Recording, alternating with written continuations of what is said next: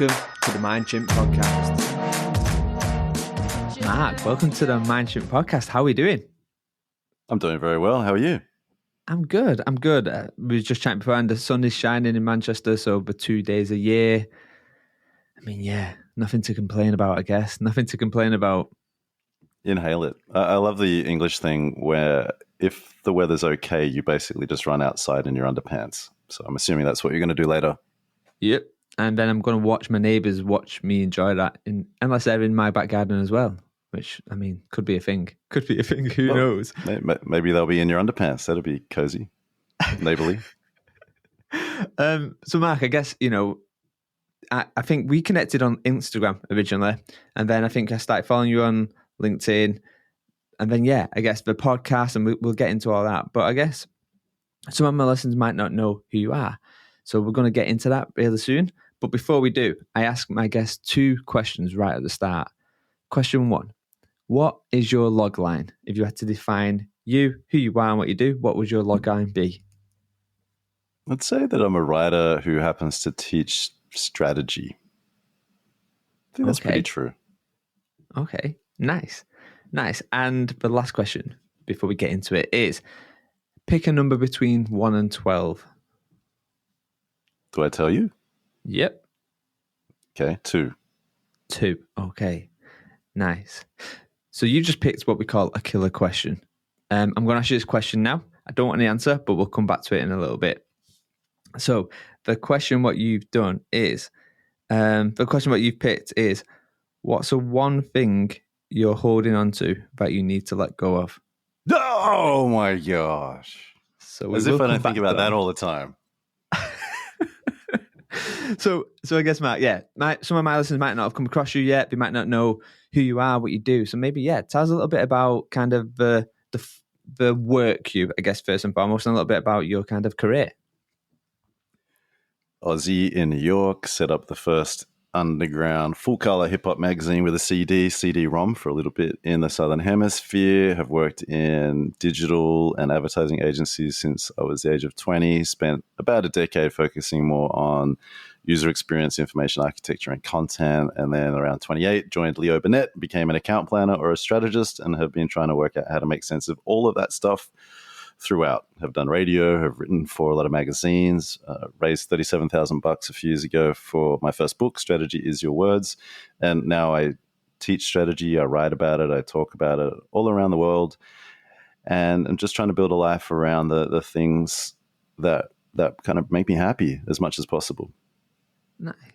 So the hip hop magazine, tell me a little bit about that. So I guess that was when I was doing my whole weird stalking and research on you. That was kind of like, oh, this is different. When I look at some of my guests, you have like a typical approach, but that kind of felt quite, How did that come about? What happened? So I've been on the internet a very long time, and I just have this really bad affliction where if I see a thing that I enjoy and think I can do it okay, I'll start to do it.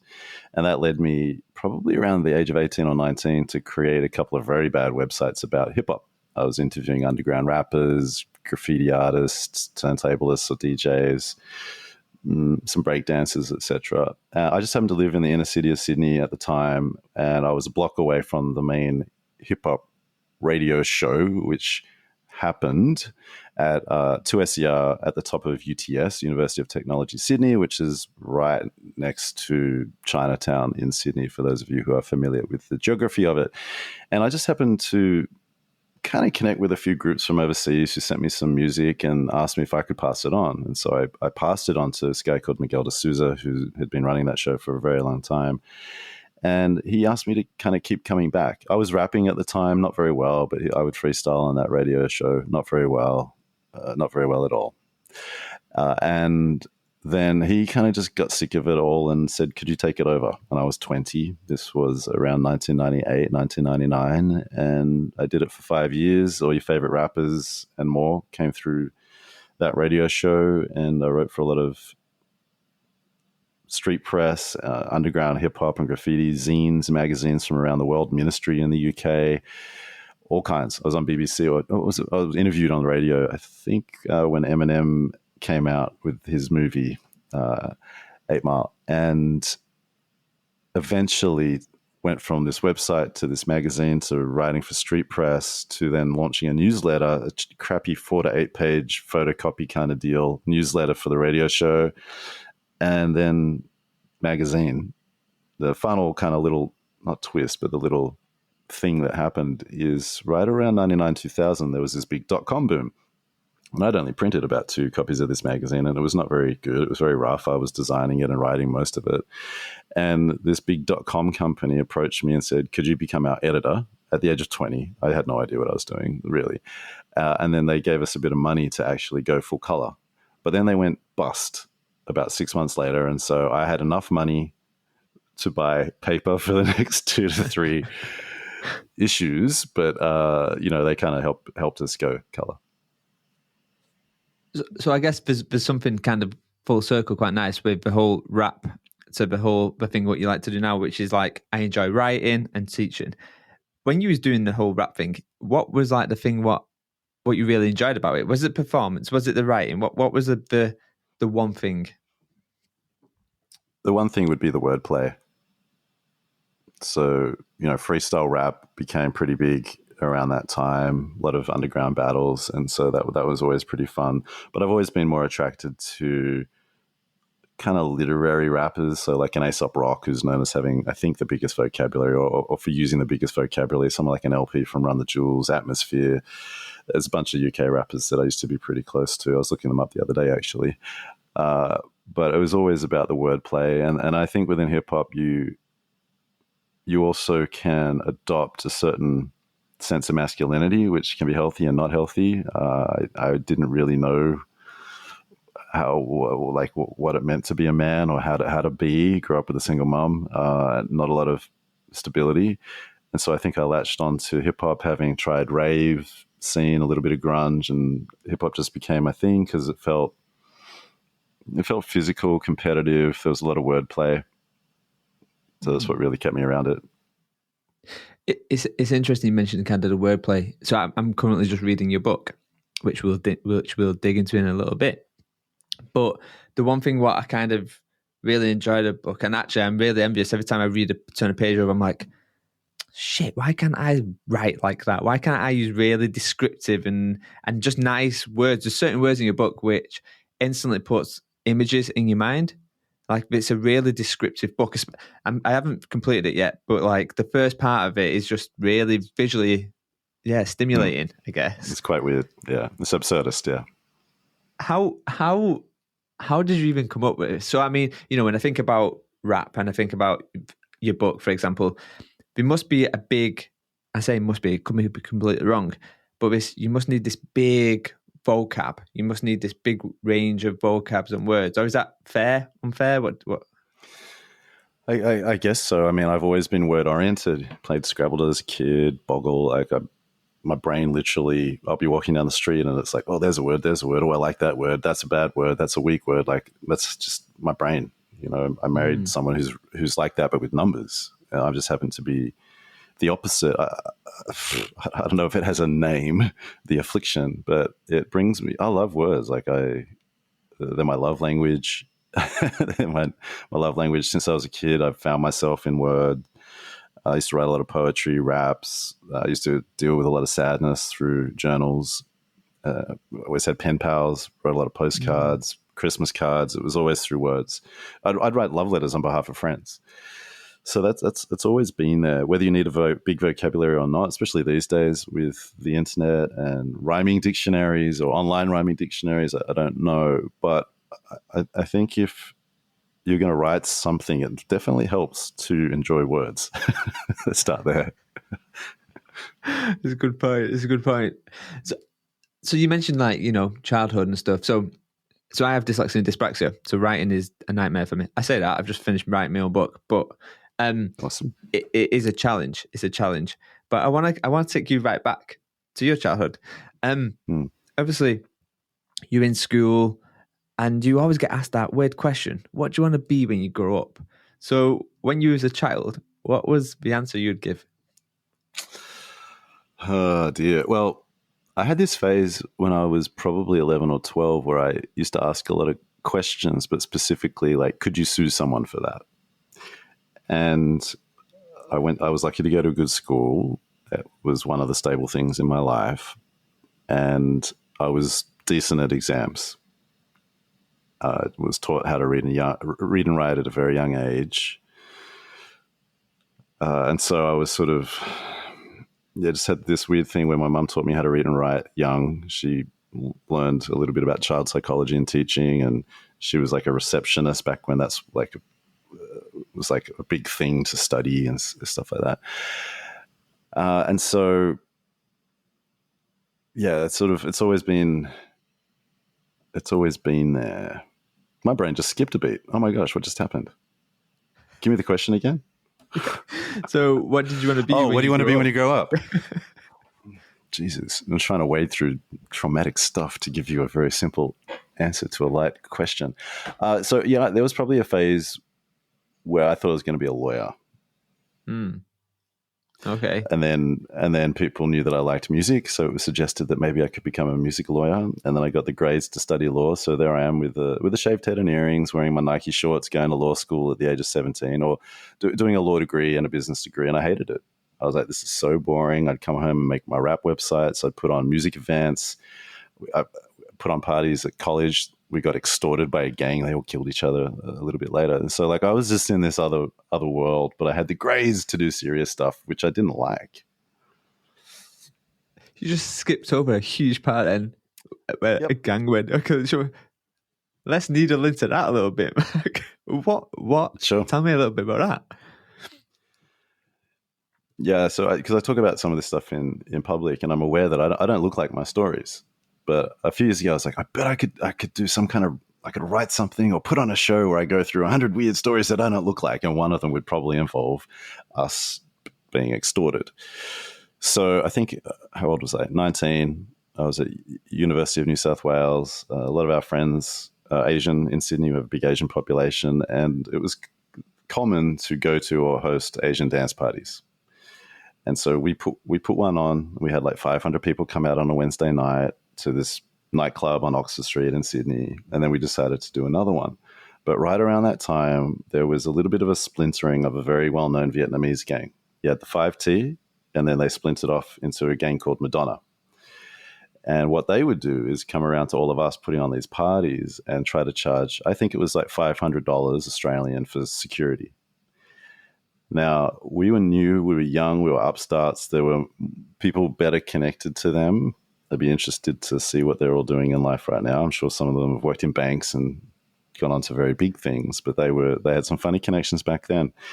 And so they came to us through this DJ and were asking for money. We didn't end up paying them, but what happened is one of their guys had just gotten out of jail, and he came to this nightclub. It was in Pitt Street. People had sort of heard some rumors, so our sales weren't as good as what we would hoped for. I think they're just trying to take us out or put pressure on us. And the security at this place, I think, were all Lebanese, which again is a big population. In Sydney, and in the past 20 or so years, Lebanese have taken over a lot of the bikie gangs, like the Hells Angels, I believe. I'm aware that I'm a white guy and I'm saying Vietnamese and Lebanese. It's literally just how Sydney kind of falls into place. And growing up, I was between all different kinds of groups, rich, not rich, different backgrounds, and sort of, I don't know, helps me ride a little bit. But I was never stable. I was always between things and moving around. And so on this night, this little it was a short Vietnamese guy, and I say that because the main guy was actually quite big. He was like 6'3". It's not what you would think of stereotypically. Anyway, they get there and there's a little bit of a scuffle at the front door, and then a little bit later the young guy comes back. Not the young guy, he probably was like 21 or something, just out of jail. He just starts to throw punches at these Lebanese bouncers who are huge. Within 10, 20 minutes, there's probably 50 cops. We only had like 100 people at the party, 150 people at the party, lost money. Probably 50 cops came down. The Lebanese guys are bringing their crew down, and I'm in the bathroom with them, like, who the hell are these people? And what's interesting is I bought this really good book last year written by an Australian Vietnamese lady, and it's about these gangs, because I believe a lot of them ended up killing each other, the Vietnamese guys, because a lot of them were on meth and heroin, and things went a little bit bad. It sort of builds around Cabramatta, the Cabramatta area in Sydney, and so yeah, it's kind of strange. And then also, what's interesting, I caught up with a friend recently, like a few days ago, who was we used to do radio shows back to back, and then in recent years, she was producing one of the main investigative news programs.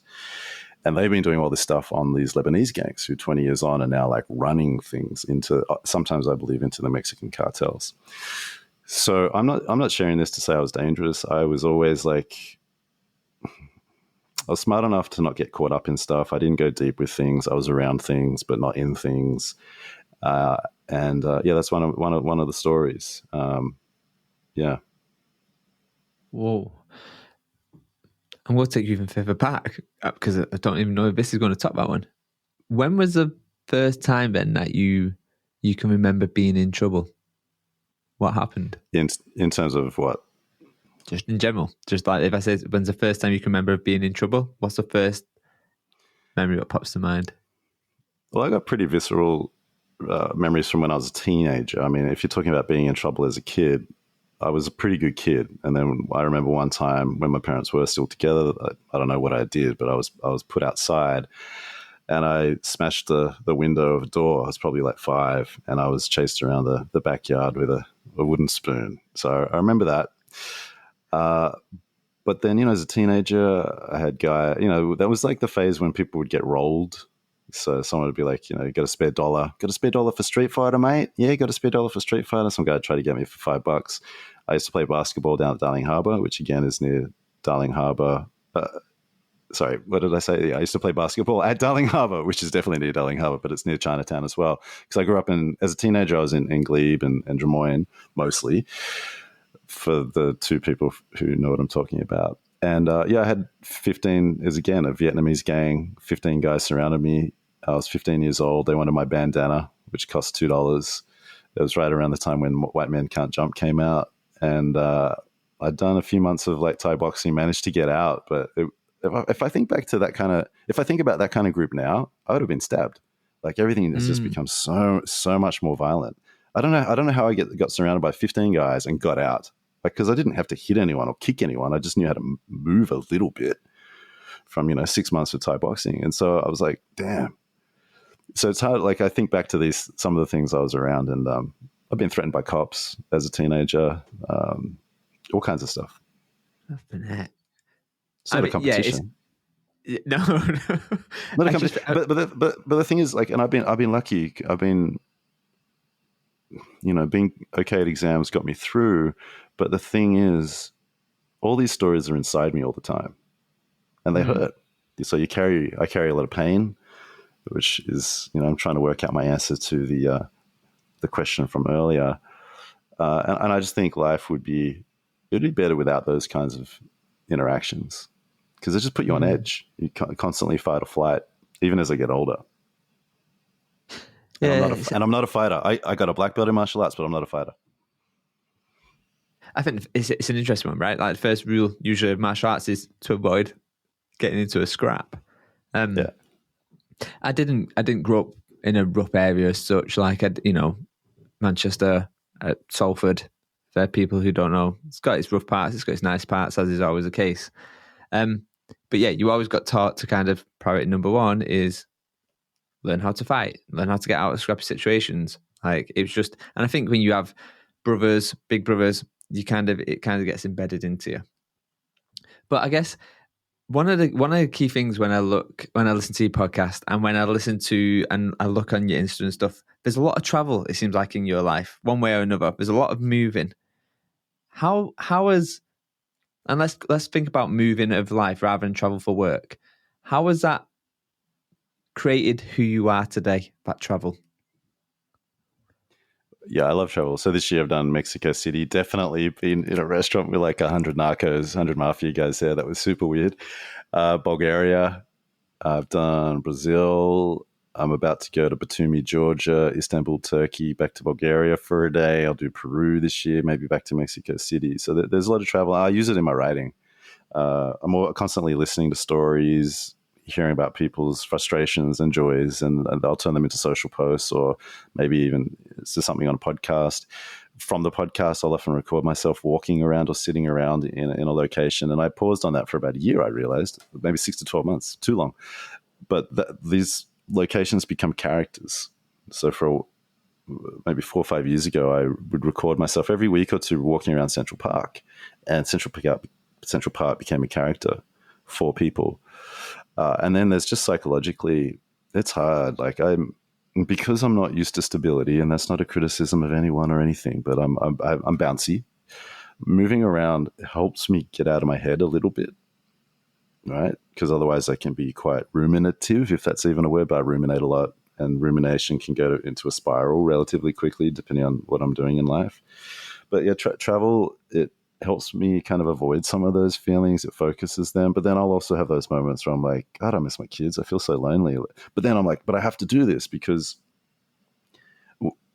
often I'll teach and train, and there could be 50 people, it could be 500.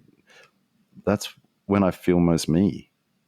The rest of my life, I have to turn myself off, which I guess most people would feel, but I feel it in a very strong way.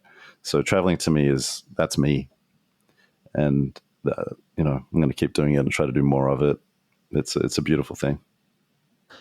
You mentioned that it's most you. What is that? What is most you? I just feel coherent in myself when I'm on stage. I can be funny. I don't get talked over. I have a deep voice, so in parts of my life, I get talked over a bit. I don't have to get bossed around. I don't have to get criticized. I'm protected from all of that on stage, and I can mess with people. I can use my sense of humor without someone going, "Oh, that's sarcastic," or "That's mean." It's just I'm a character, but that's the character that I'm most like. I feel like I'm most myself in that mode. And a lot of what I do is not necessarily talk so much. I'll do what education people would call constructivism, where I'll, generally speaking, know the themes I want to get into, but I'll construct it around the audience. An example of that, for example, is applying strategy frameworks to someone's psychology or a challenge that they've got in life. And so that someone will be up on stage with me, and I'll be talking to them about their midlife crisis, and the whole room is just like, whoa, I didn't expect this to happen. But we'll be using a strategy framework to teach strategy by kind of prying into someone's mind and the things that are holding them back in life.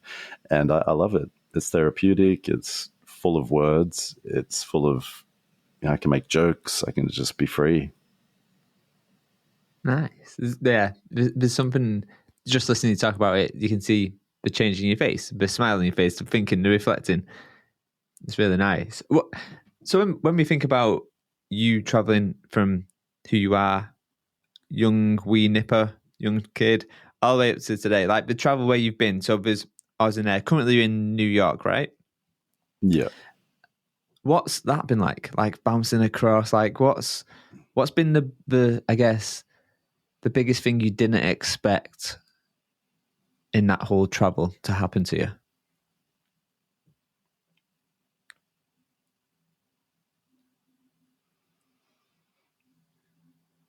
Don't quite know, actually. I don't know how to answer that question. I think one thing that's been on my mind, just because there was Father's Day recently in Australia, and my dad also within a week of that turned 89, is the travel necessarily takes you away from people. I got teenagers. I love them. But, it's not like we're hanging out all the time these days or having these deep conversations all the time these days. And so I'm like, I need to travel. I need to do this for me, because I don't always feel good if I'm not doing the things that bring me to life. And that is an understatement, what I just said.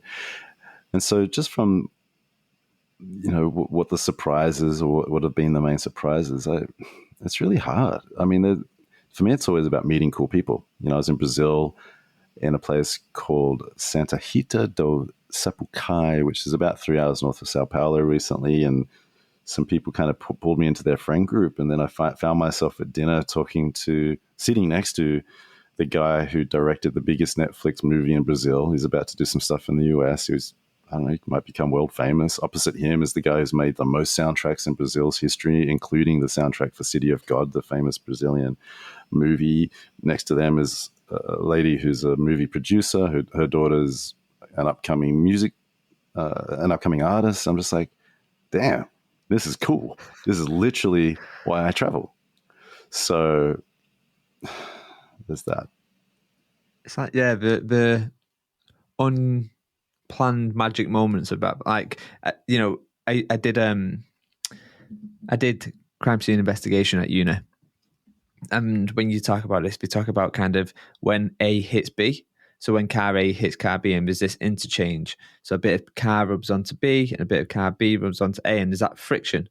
And you know, when they both part ways, they've took a bit of each other with them. And I like thinking about that when I think about these random moments.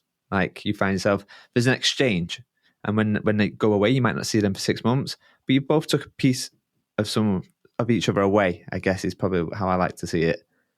For sure, especially in Latin America. Latin America is very much like that. I think the UK is a little bit like that, but it's more reserved. You know, I've done Ecuador, 3 cities of talks. I did 8 training sessions and talks in Brazil in 7 days a couple of weeks ago. And if you go to these places and you're doing something professional, but you actually listen to people, you talk to people, you engage with them, it often will surprise them, and then they'll invite you into their lives in really beautiful ways. Because especially in Latin America, they're used to more of a I'll take what I can get gringo. You know, somebody who goes there with a bit of a colonial mindset. They're there to make money, even though there's not a lot of, not really a lot of money to be made. And if you don't behave like that, if you're sincere, if you're interested, it's just so cool. It's just so cool. So there's like this great moment over here where you get brought into people's families, people's houses. But then you kind of quickly skipped over the narco moment, which I want to get into. You mentioned in Mexico. Was it Mexico you mentioned? Yeah. How did this happen?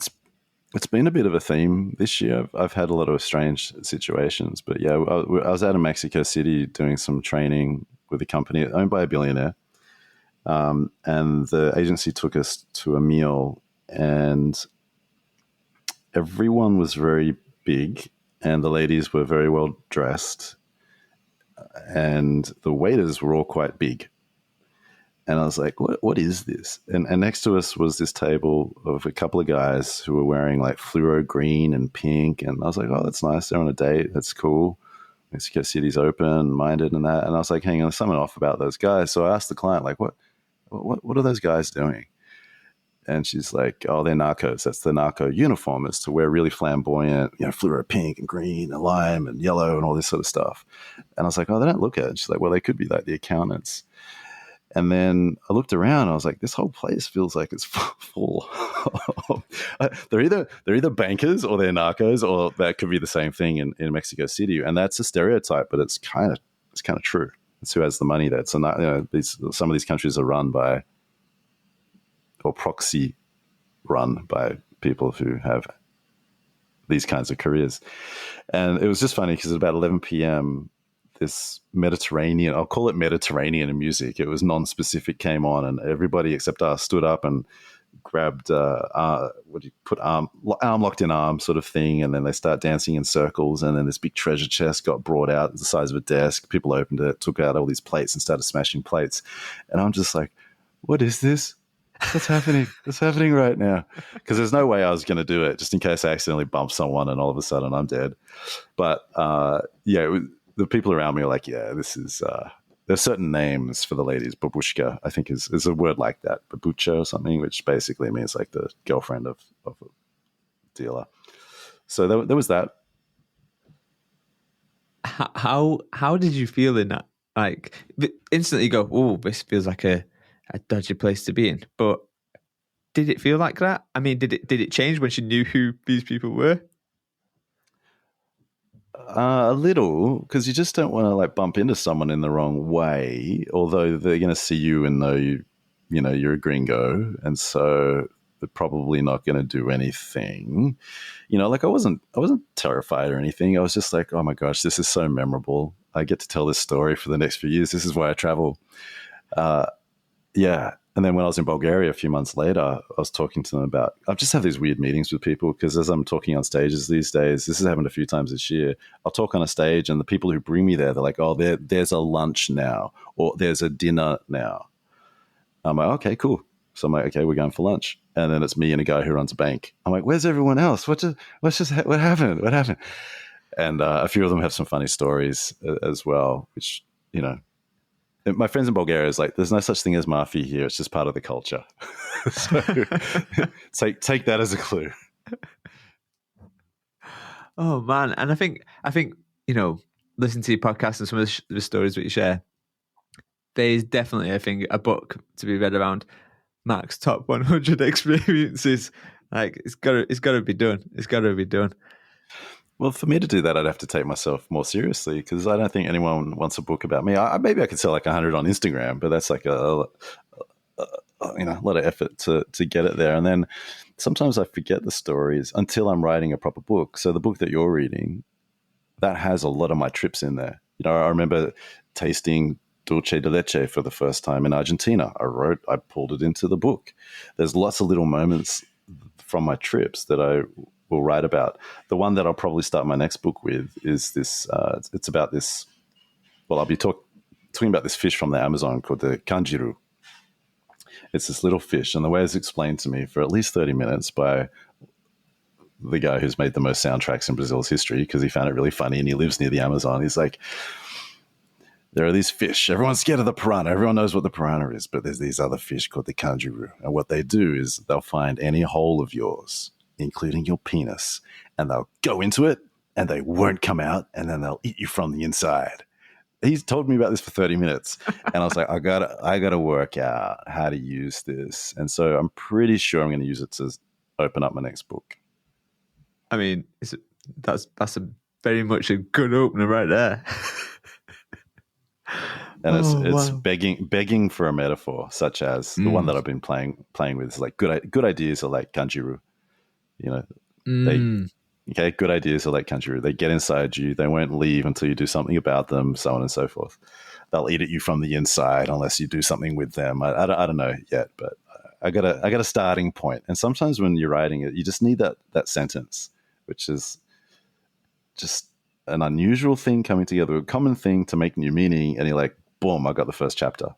I mean, going back to that whole thing of, you know, the descriptive words in your book, your current book now, painting that image into your book, like back there, I'm just picturing that.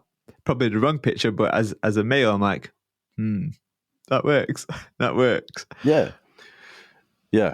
I feel it as that, and then because kangaroo rhymes with kangaroo, I've got a second bit which I've been testing. I don't think these two work that well for me, but I think they're starting points, and I share them online a little bit. Some of these little thoughts to see if they stick at all. These didn't really, the kangaroo one, and then the second one because it rhymes with kangaroo is kangaroo, and that point is that advertising careers are like kangaroos; they go up and down and end in meth addictions. But I could turn that into a chapter as well. Have you not known a kangaroo with a meth addiction? No, no. I feel like I should have done. Yeah, thousands of them work in advertising. I want to answer the image. I want to needle back. I want to go back a bit. You mentioned you did journals, and I guess when I listen to you and stuff, like I find one of the best things what I like about your podcasts and just in general is there's an element of vulnerability in there. There's an element of sharing emotion. I guess the three things is like emotion, vulnerability, and rather than us talking about, hey, look how successful I am, you talk a lot around the things that failed or haven't worked. So like, yeah, tell me about this whole area of vulnerability and sharing out loud, I guess, the vulnerabilities and the failures and stuff and the learnings. Like, where does that come from? Is that just something you've had to train, or is that just naturally come to you? Well, that stuff's in my head all the time. It's just whether it comes out and whether you're with people who want it to come out. And most of us are not with people who want that sort of stuff to come out. So we hold it in and we got to find a place for it, or we get depressed.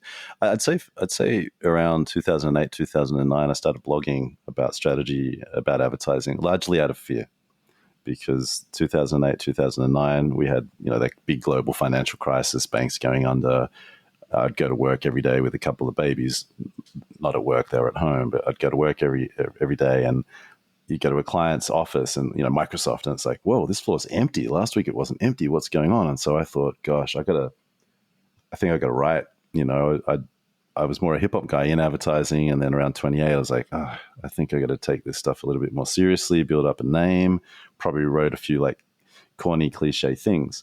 However, at that time, a lot of us would blog a few times a week in Australia. There was a good scene, and a few of us started to write about really vulnerable things, and we compiled some of it into this book called The Perfect Gift for a Man.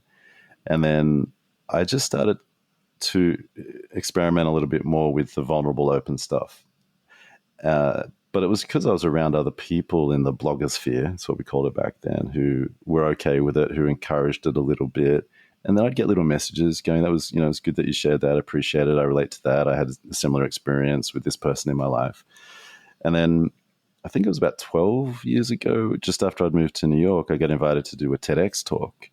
And so I did a TEDx talk. It wasn't filmed well.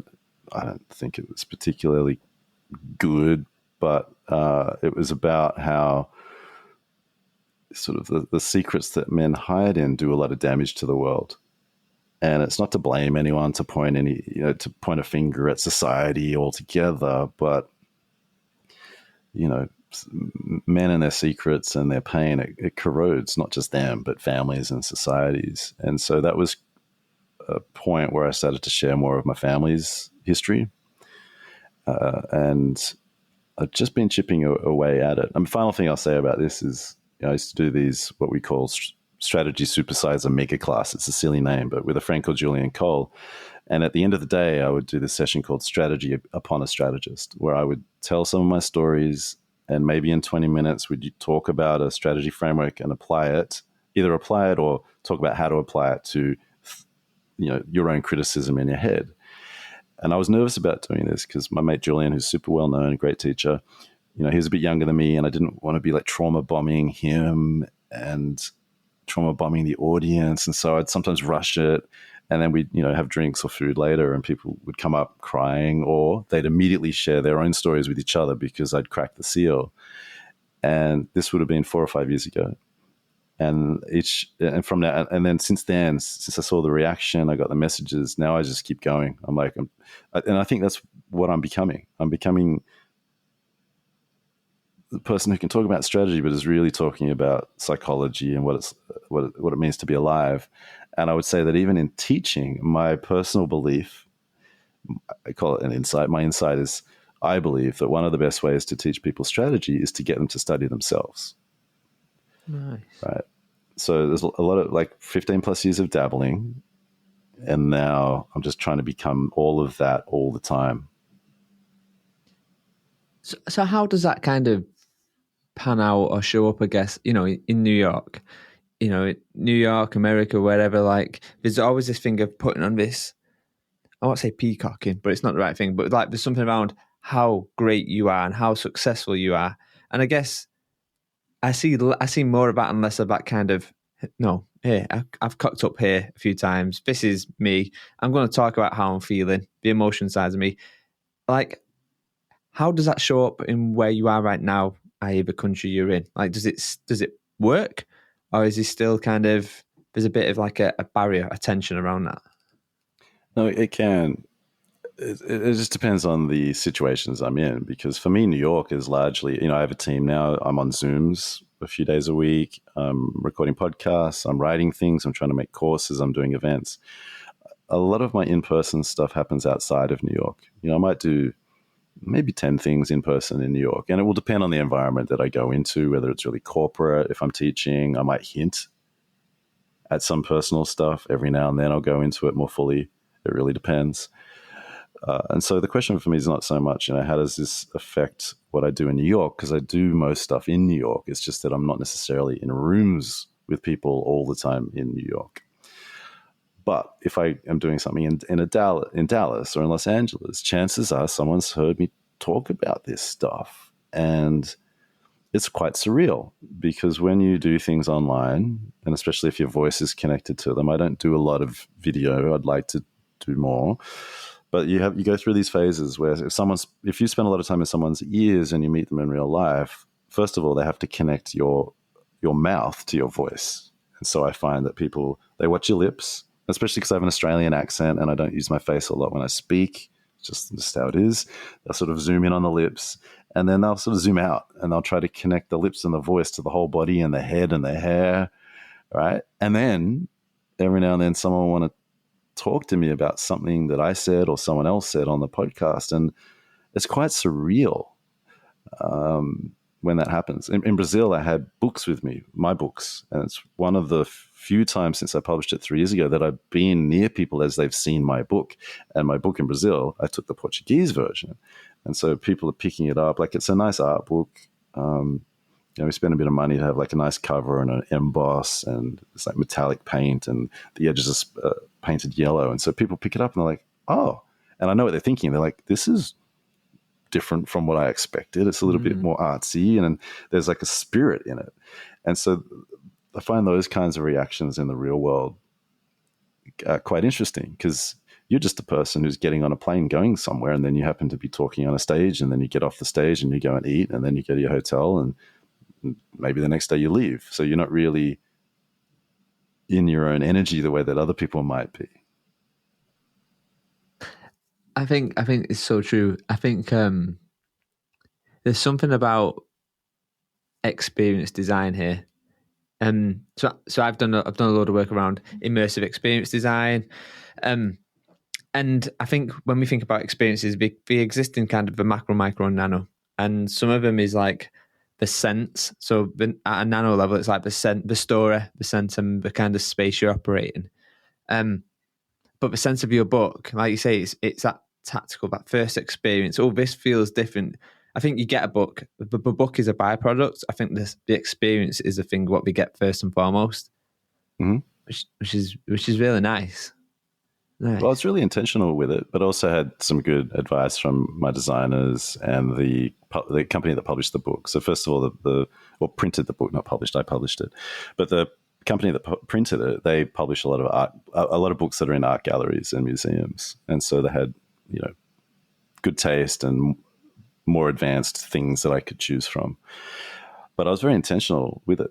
I remember sitting down before I wrote it on a piece of paper, writing the things I believed in. Like, I wanted this book to feel like it was art, not a business book. And I don't mean that in a pretentious, obnoxious kind of way, but what that means to me is that I'm free to do what I want. If it's art, I'm free to do what I want. Another thing that I wanted it to do or to be is a book that felt like it was reading you, almost more than you were reading it. A lot of people don't get it. They won't get it. Like, people who haven't done this kind of work, who are not intuitive, who haven't had to deal with problems in their lives, who don't have bouncy brains, who are not emotionally oriented, they don't get it. Because I see who reviews my book, and I'm like, exactly, don't buy it. But people who have done this kind of work, who felt bouncy, who are sensitive people, they will say to me, and I've had this tens of times, and it's my favorite thing to hear, is like, that's the first time I've seen myself in a book.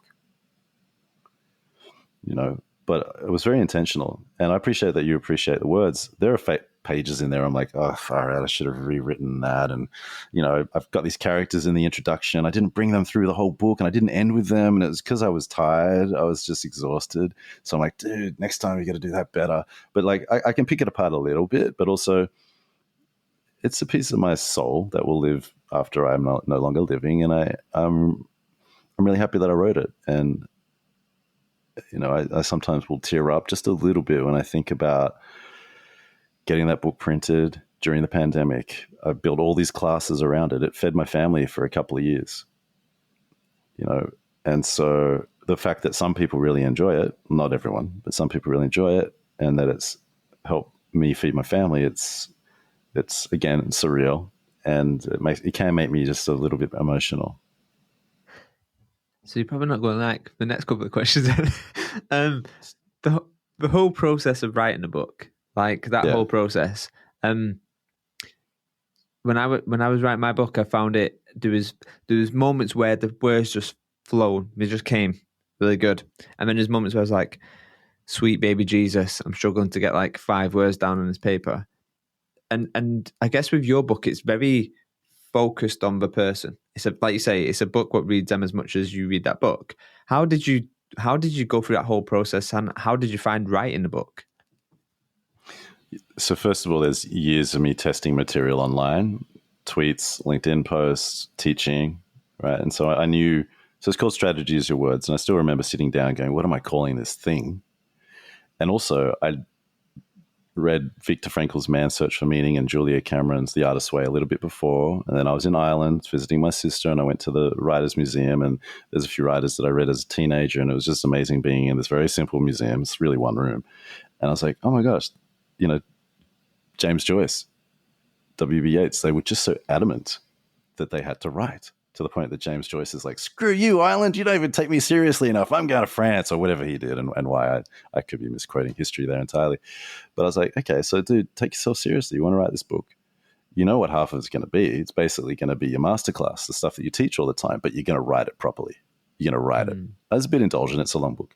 And then the first half of the book, I was like, well, I want to write about words. So what are the words that people ask me about a lot? And again, one of the advantages of being a little bit active in public is you get a lot of questions. So where someone in the venture capital or VC world gets a lot of deal flow, writing, teaching, talking, you get a lot of question flow.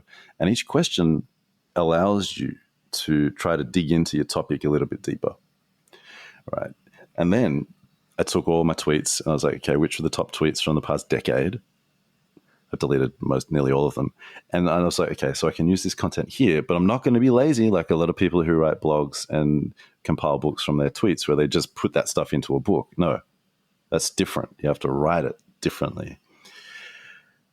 And so I sat down coming back from Ireland, and then my brain is like, okay, what's the workflow for this? Because I don't want to get too overwhelmed. And I was like, dude, just open up. So I did it in Google Doc. The next book I'll do it in Word because Word's a little bit more advanced, but I did it in a Google Doc, and I was like, what am I writing about? Words and strategy. I have to use the word strategy, otherwise people don't pay attention to me. And I'm like, but words are so obvious. And then I'm having this argument with myself.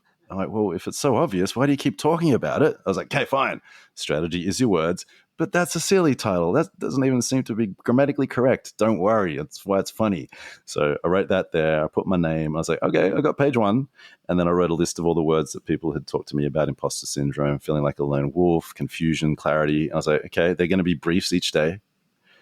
And then I started to write it. But there was a lot of kind of procrastination and pent up energy, and I wanted to write fiction. I should be writing fiction if I'm really true to myself. But I was like, dude, you've got this book to get out of you before you die. And I would do the deathbed test a bit. Would I have been happy to have written this book before I died? Yeah. So I sat down and I wrote it in 4 or 5 months. Wow. There's something really nice about your book, and I guess, I'm not completed it. But there's like a very you're reading the most difficult parts. So if you're okay with the most difficult parts, you'll be okay with the second half. This is good. But I think there's a very clear thing, like you say, the first part is like the descriptive bits, the bits where I'm like, God damn it, envious. And then the second part of it is like the four points, right? There's a thing around the 4 points. Yeah. And I guess I wanted to kind of go through actually what strategy means first and foremost, and then we'll get into the 4 points. But yeah, what is strategy? Like, what is it? Yeah, so the way that I define the word strategy, it's an informed opinion about how to win. So obviously you can be strategic in life, you can be strategic with your own internal criticism, with a relationship, with a partner, in football, in chess, business, military, whatever it is. But to me, it's an informed opinion typically about how to win. And in making that informed opinion, what I'm looking for is some kind of organizing idea expressed in a sentence or two, from which all the steps or tactics that you might take can flow, and through which you can organize your time, your money, people. But it basically becomes like this little operating system. And whenever I work on projects these days, I know other people talk about operating systems, but when I work on projects these days for myself, I create little operating systems for them. So the 1 or 2 pages I wrote about the book, who's it for, what problem am I trying to solve, what are the beliefs that I have, that became the operating system for me. So anytime I got lost, I could just read it and go, okay, good. You're going to write the first half in a very absurdist way. You're going to write some kind of crazy, weird, eccentric opening. You're going to make a point, give people a way to solve the problem that you just brought up, and then maybe end with an absurdist way. But it became like an operating system. And so my brain skipped again. What is happening? Am I just getting old? I'm not even like I'm not even in the White House. This is double brain skipping. It's no, this is good. This is good. Like, so it's strategy. What is strategy? And yeah. So and then really what I'm talking about is account planning, which is strategy and advertising. But I think the Brits don't really like the word strategy that much because it's very American. But it was called account planning. It's been around for over 50 years. And typically the role of an account planner in an advertising agency is to conduct research, to talk to people, to try to understand what's happening in the world, what's happening with the competitors, what makes a company or a brand of interest, and to distill all of that into some kind of strategy, a strategic presentation, a creative brief that would then go to a creative team, copywriter, art director, maybe other people, who'd come up with a campaign idea and then work out how to measure it all. So, there's two parts to that question. One is what strategy is in a secular way, and then there's like what strategy when it comes to advertising.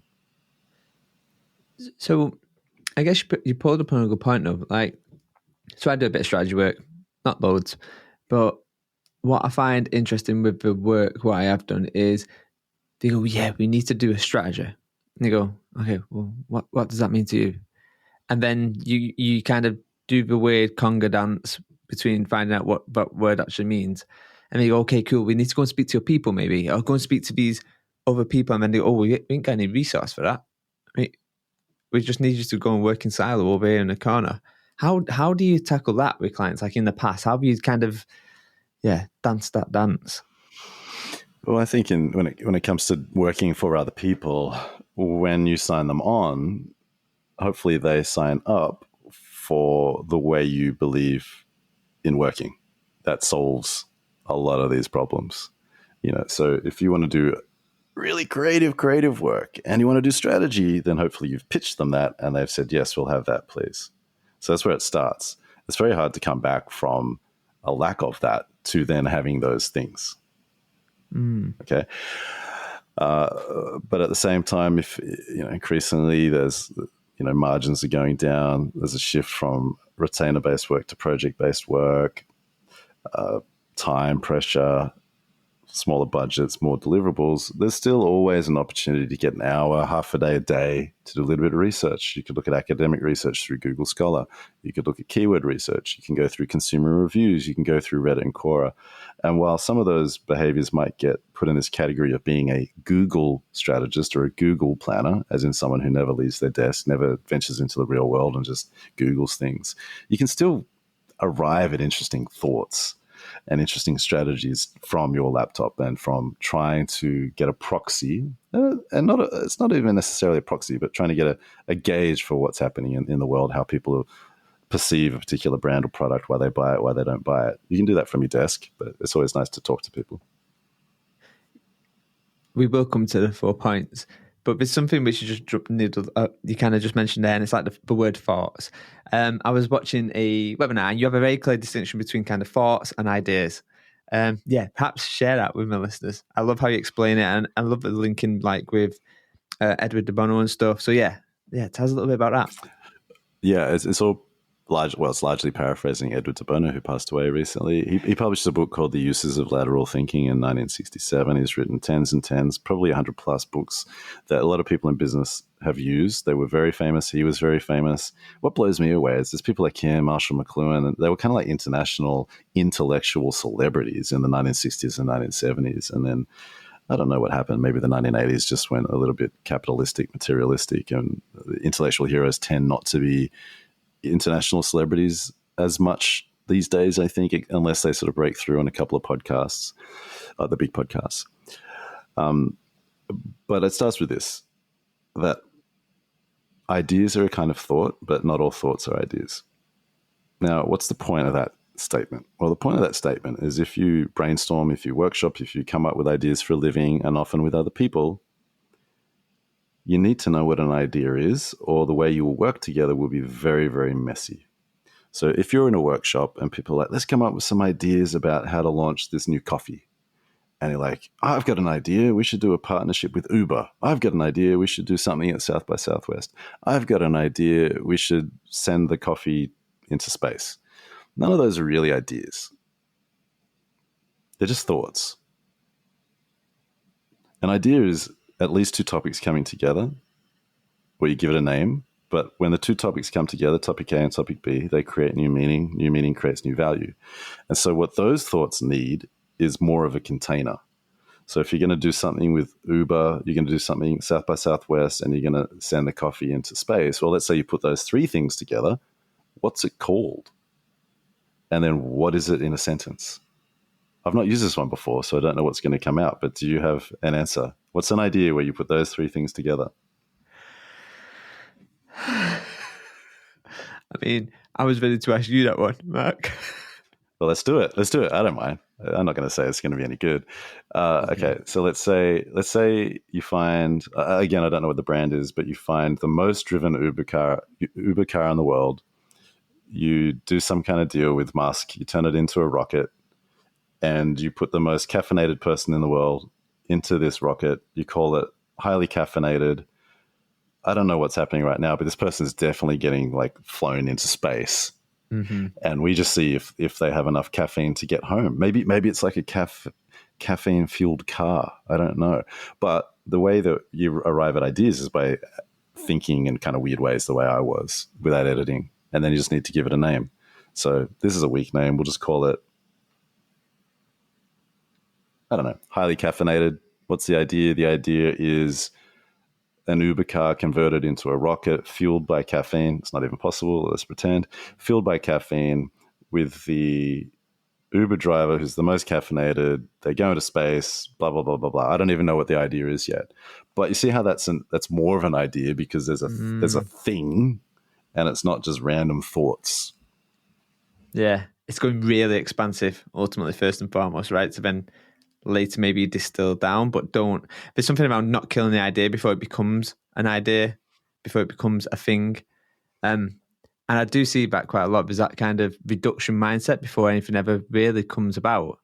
It's like, I think as children, we're really good at coming up with this. We're really good at thinking really lateral and really expansive. But as adults, over time, we get that kind of, it's like we forget who we were. As over time, we get told, no, you've got to be more logical and you've got to be more, that won't work here. And we put all these filters on top of this idea. And then before you know it, you've got this weak idea, this weak thought. And even at that point, you don't feel in a safe space to even share it in a lot of places.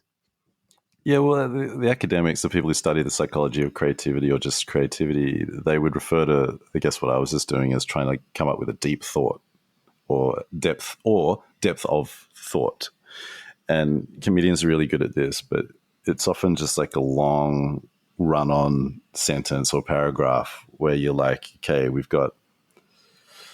in Manchester, everyone's wearing red, a car comes along, who's in the car? It's aliens, they're in the car, they're drinking coffee, it's an Uber driver, and you just kind of keep adding these attributes, and eventually you start to make sense of it. But that's a like depth of thought.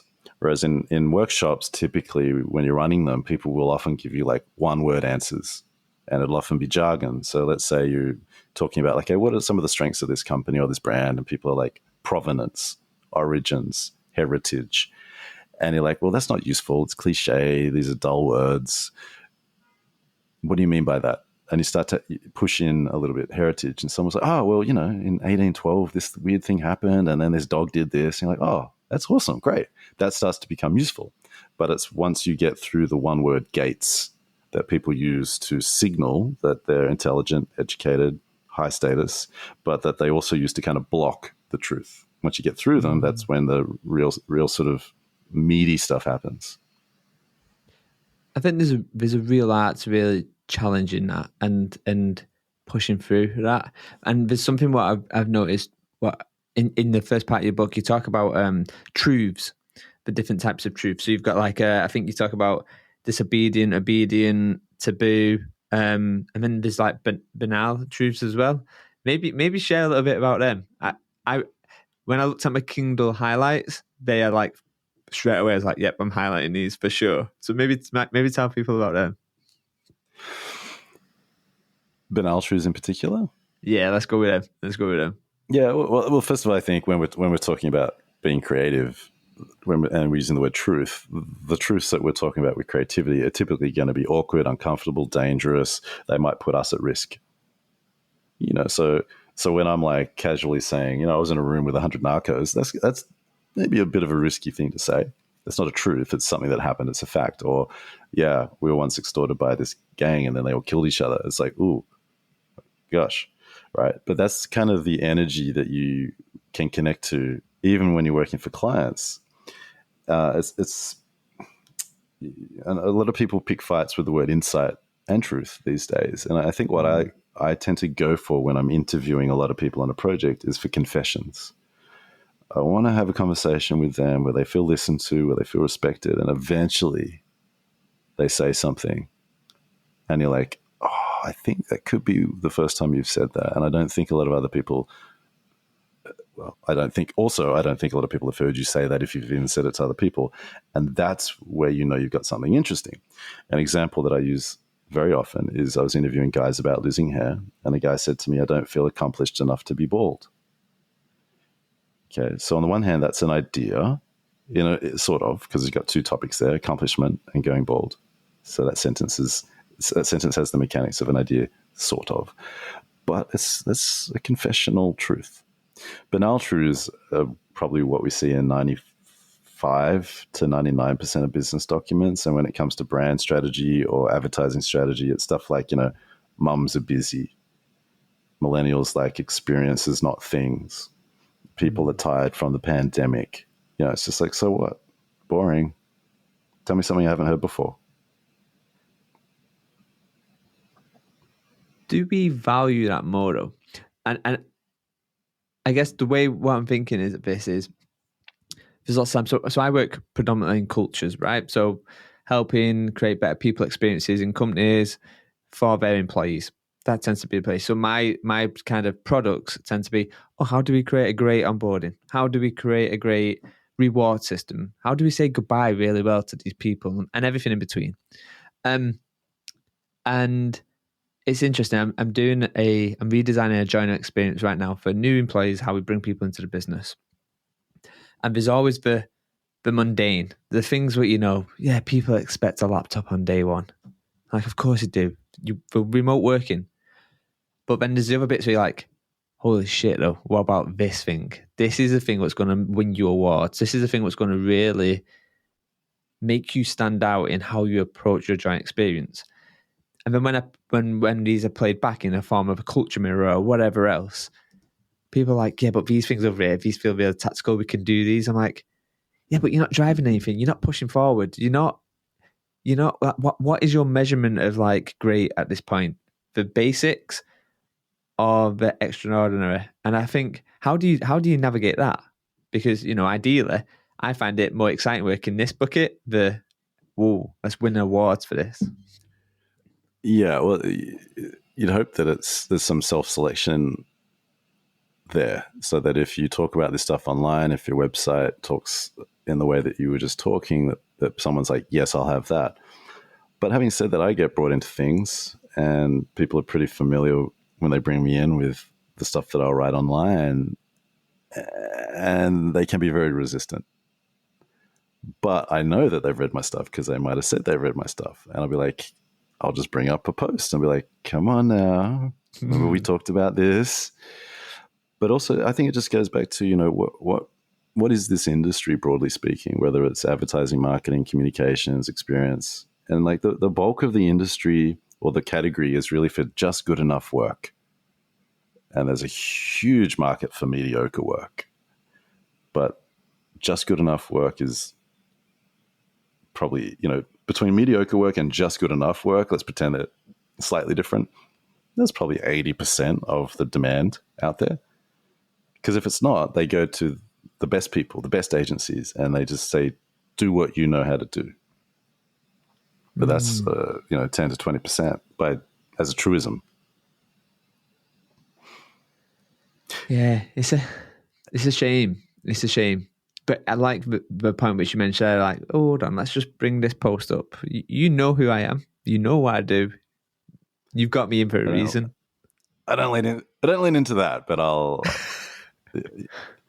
yeah. Sometimes I have to remind people that, because most strategists aren't that on the internet, right? And I am, which doesn't make me better or worse, but it does mean that I can point at things that I've done and go, I understand why you're feeling this way. Here's when I felt that way. Here's what I did. Here's how it worked. It might not replicate for you, but we're talking about the same principles. And then the person has to sort of pause and go, well, why did I bring him in if I don't want to follow this a little bit? Yeah. Tell people about the 4 points. Well, I will in a second, but I think what you're talking about, there's a lot of frustration out there with the dynamics that you're talking about seeing the world in a full multicolor way, full color way, right? And then having to feel that your documents have to be a bit gray to get through bureaucracy. And I think over time, people are just going to leave the industry because they're going to be like, hang on, there's like more interesting stuff that we could do. There are deeper truths that we could do. And yeah, I'm earning money, but like, I'm frustrated. So I think there's this tension out there that taps into what you sort of described, that I don't know. I think a lot of people will try to find a truer way to bring their sense of the world to life in the coming years. It's a good point, and it kind of gets me thinking about roles and jobs in general. So if I was to think about the melting pot of me, so immersive experience design, done stuff with Punch Drunk, design thinking, service design, innovation, done all this good stuff, and then I apply that into a very tiny sector of, let me help keep people's cultures be better, one way or another, in a collection of products, services, and experiences. But actually, when you go for a job and you go, what are you? And you go, oh, I'm this person, this skill set, like, an ultimate remixer, if you like. And they go, yeah, but you don't fit our box. You don't fit this little square peg, what we need you to fit in. And it's a shame. In one respect, I go, I understand why you need a square peg. I understand why you need for people to fit in that box. But how many people have you just missed by trying to force someone into that? Yeah. This is the US mindset. It's how you make a factory happen. And then the people who make these decisions, it self-replicates because they fill companies with people who can only exist in a box. And then they hire people who can exist in a box. Those people are easier to replace because they just do stuff that's in a box. And then the whole thing just becomes really robotic. That's not how you have effective creative departments or strategy teams. So to have effective creative departments and strategy teams, you need people from different backgrounds, but you need people who manage them, who can connect dots for them, or who can protect them from bureaucracy a little bit, or even explain some of the idiosyncrasies. But yeah, the more that we're in boxes, the easier we're going to be to replace by artificial intelligence and machines and robots. Yeah, so there you go, people. Get out your box as fast as possible. Tell me about the 4 points. Tell my friend, but only tell me enough where to go out and buy the book, right? Don't give them too much. Nah, there's different strategy frameworks out there, and there's one that I created it, but it sounds weird to say that. It's called the 4 points, and what it helps people do is navigate problems. It could be something to do with a brand, something to do with advertising, could be something to do with internal criticism. The 4 points are these: problem, insight, advantage, strategy. So you imagine problem at the top, strategy at the bottom, and then east and west. East would be advantage, west is insight. And just helps you work out how to apply critical thinking, creativity techniques or creative techniques to the world. Okay. I mean, that was very concise, to be fair. So how did that come about? Like, how did you go from? How do you come up with that? Like, how do you come up with that? And actually, there's probably a follow-up question. Like, how do you make it so succinct? I guess there's something around. Often frameworks are used to. There's a whole thing around bullshit baffles brains, and actually, there's something around being so clear and succinct with what this does. But you go, this is a no-brainer. Yeah, so one of the main frameworks that people use in account planning is the 4 Cs, although there can be 5 or 6 Cs. And the 4 Cs, if you think about a 2x2 quadrant, consumer truth, cultural truth, competitor or category truth, and then company truth. And so you typically conduct a whole bunch of research, workshops, etc., and then fill each of those boxes, usually with a sentence. And then in the middle, there could be a brand essence or a strategy statement or something that's like the organizing idea from a strategic point of view.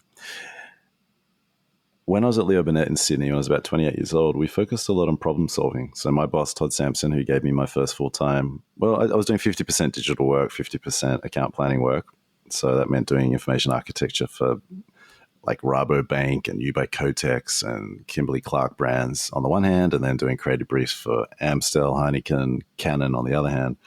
But he and his partners brought in to Leo Burnett this focus for us called collaborative problem solving, CPS. So a lot of Edward de Bono, trying to think differently, not just make ads, not just lead with a TV script. And then I moved to the US and was working in a digital agency that didn't like process. It was very maverick, really cool work. It was called Big Spaceship. And so I said to them, okay, look, if you don't want process, if you don't want necessarily even a creative brief template, please at least get these 4 sentences together on a brief, problem, insight, advantage, strategy, because I believe that they're going to be good forcing functions for better questions and research, actually trying to work out what problem we're trying to solve. That'll lead to better relationships with clients. We'll work better. Our presentations will be smoother. The 4 points as 4 sentences are really like 4 sentences that you can build the first 20 slides of a presentation around as well. Now, the 4 Cs, what I found is when I started to focus more on the problem we needed to solve, being the obstacle or the barrier that's preventing someone from doing something or buying something, that you started to add the problem to the 4 Cs and then a few other things here and there. And it just became this really big Frankenstein framework. I didn't really like it. So I still think through those 4 Cs, although there's 5 and 6. 5 is conscious inclusion. McCann used this, which is like, is there a group of people we should include in our communication? And a 6C could be channel or contextual truth, as in like what's happening in the media. And I think through all of those on any project, but I just like how the 4 points focuses on the problem because, as many people have said well before me, often in a well-stated problem, you can find a solution. There's something quite nice about it. There's something around clear beats complicated or clever every time, and I think the clearness of it. And again, I'm I'm only so far into the 4 points, so I can't comment too much on it because I've still got lots to read. But yeah, the clearness of it and the way it's written in a simple way makes me kind of understand and go, oh, okay. It starts allowing me to piece things together, which often are sometimes blind spots, being completely honest to me. So I've got 2 more, maybe 3 more questions to take us home. So one of them is around the podcast and the other one is around your training. So let's go to training first. So you have this training, but I think I heard in your podcast, you used to do it in comedy stores, or you still do, or is that, where did that come from? Well, I talk a lot about stand-up comedy, and so I like to, if I'm working with companies, I'm like, is there a stand-up comedy club near you that we could do this in? When I've done my own private events, I have a couple of places that I'll hire, and I'll look at a comedy club. Not all of them are set up very well, and sometimes they're not that clean and they smell a little bit, so I don't always do it in the comedy club. But there's a little bit of research about the power of offsites. And I've been an offsite cynic for a very long time. I was often a young person in a management team. And I was like, why do we do these offsites? It feels like a waste of time. And all we get are these management initiatives that nobody really does or wants to do. And we have to pretend that we do. But there is a little bit of research about how offsites provide, a peak experience. And as someone who works with experiences, you know what that is. And that peak experience, the leftovers of it can last for a few days, maybe a few weeks, probably not months. So that's really where the comedy comes from. And I try to connect people to if you're going to write an insight, for example, or a truth or whatever you want to call it, spend some time around stand-up comedy. Short words, concise language. Each sentence has got to land or it gets deleted. There's a real discipline to a lot of stand-up comedy that it's very easy to take for granted until you listen to how long people might spend developing a 5-minute set and then a 30-minute set and then, a 90-minute set maybe, or 60-minute set. So that's where the stand-up comedy comes in, or the stand-up comedy clubs come in. It's fascinating. And going back to the experience, right? The kind of nano space sense story, like the space in which you've created this training. I remember listening to it and going, holy shit, that's such a good idea. Like, it's just such a good idea. But obviously, with the added context now, I'm like, it then links to the tightness of the writing and how this comes together. I messaged you a couple of weeks ago. I was listening to your podcast while you was doing your walking wonders or your noodles or whatever. They're what I call them, but they're just your walking podcasts. And I love him. I feel, I'm not from New York. I'm not in New York. But when you do them podcasts, it feels like I'm on a walk with us and it's just having a chat. How do you find them? How do you find, like, what's the difference between doing them for you versus doing them in like a studio? Like, Well, I don't really have a studio or much personal space right now, so I'm a little restricted. And it really frustrates me because I'm quite impulsive, I'm quite spontaneous. And if I want to communicate or I want to do a thing, to then think about, okay, where do I set up? Oh, I've got to pull everything out. I've got to turn the lights on. And then I've got to pack it away because we've got no space in the apartment before people come home. Like, that creates, I know that's first world issues, but it gets to me. It gets to me more and more as I get older. And so a lot of what I've done over the past at least 5 years is think, okay, you want to communicate, you want to do some stuff in public. How do you do it in a way where there's not much friction? So the first 100 or so episodes of the podcast, I didn't even edit. They're really rough and raw. I should have taken them more seriously. I should have had music. I didn't even do music until, probably 200 episodes in or whatever. And barely now do I do music. And then about 4 years ago or so, I came back from India. I'd done some talks there, and I used to do a lot of walks around Central Park. It's sort of like just therapy for me, and found walking actually quite productive. But I was like, you know what? I'm going to get some questions from Instagram. I'm going to answer them on this walk. I did it. I was like, this is so obnoxious. But to your point earlier about Times Square in New York, people don't really care here. They don't really care. And even since then, there are so many like creators and quote unquote influencers around filming things and recording things that, people don't care. They don't interrupt you. And if they do, it might be to say, oh, hey, what are you doing? And so it felt really obnoxious. And then I posted a few of them. And it's funny because like the past month or so, I'm mostly recording monologues just by myself sitting down, or I was in Sao Paulo. I got some new equipment. It clicks for me. It sucks. I'm like, dude, just sort out your equipment. Why can't you fix your equipment? Sort of drives me a little bit insane. And then I remember traveling a little bit and people would come up to me and go, hey, I just like listening to you talking. Now, I know well enough that that's not about me. I'm just a character and I have a deep voice and you get to hear the city wherever I am. And, you play a role in people's lives. But also, I do spend a little bit of time on the YouTubes, and I'm like, oh my gosh, there's this whole genre of people who do this, and they've been filming them. And so I start to criticize myself. Like, dude, why didn't you take yourself more seriously when you were younger? You could have been filming this stuff for a decade now. So, that's the full circle of me enjoying that weird format and then me judging myself for not being more professional. I love him. And you challenged me on the DMs to say, why don't you give it a go? And I think I'm going to accept that challenge and definitely give it a go. Just to...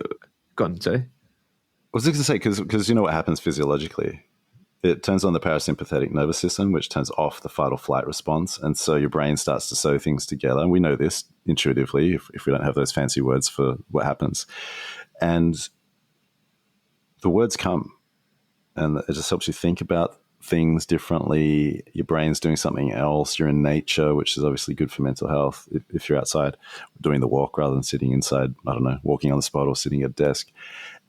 But you start to experience yourself in a different way too, as someone who makes things. And it is quite beautiful. But also, you're just a character in people's heads. to the point where I've had a couple of people say, "Can you stop interviewing people?" And I was like, "What? That's a weird thing." I've interviewed a lot of people in my life because I did hip hop radio and then this podcast. It was always about getting other people's voices out there. And then I started to think about a few of the people that I spent a bit of time watching on YouTube, and I was like, "Oh, I think it's because you think I'm cheating on you with this person." Like there's like that parasocial dynamic that grows. Or they're sort of, as I get older as well, latching onto me as like a boss, like a boss by proxy that they don't have in their real lives. I'm like, oh, okay, that might be what's going on for a few people. And, podcasts are very hard to grow, as you know. And so it's like, well, what's the role of this podcast? I do want to do video, but then video is a full-time job for everyone, like for a lot of people. So yeah, it's hard, but I feel driven to do bigger things. The podcast is it's very intimate being in someone's ears like that. Yeah, definitely.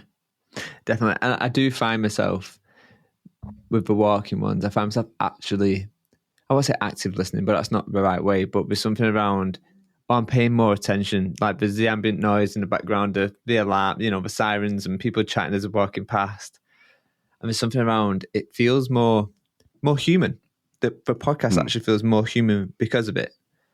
Often we spend time in these rooms where it's like, soundproofing and it's all this stuff, but it removes a couple of layers of senses on that journey, I find. I lied. I had 2 more questions. We asked you a question. We asked you to pick a number right at the very start, and I want to come back round to that. So, can you remember the question? This is what's something that I'd like to leave behind. It was, what are you holding on to right now? What you need to let go of?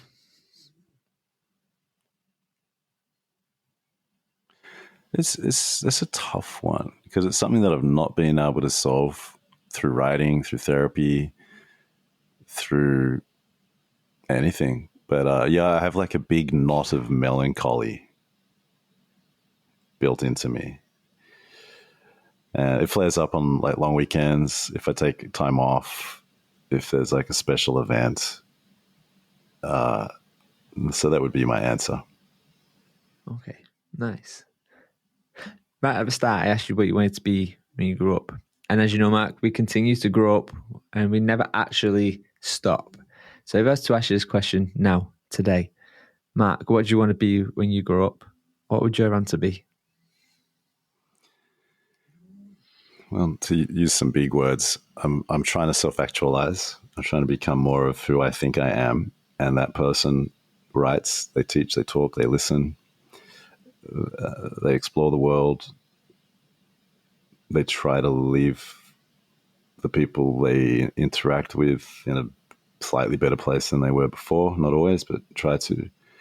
And, the labels I would put on there is it's someone who's definitely bringing together creative life, psychology, critical thinking techniques, and just the exploration of what it means to be a human.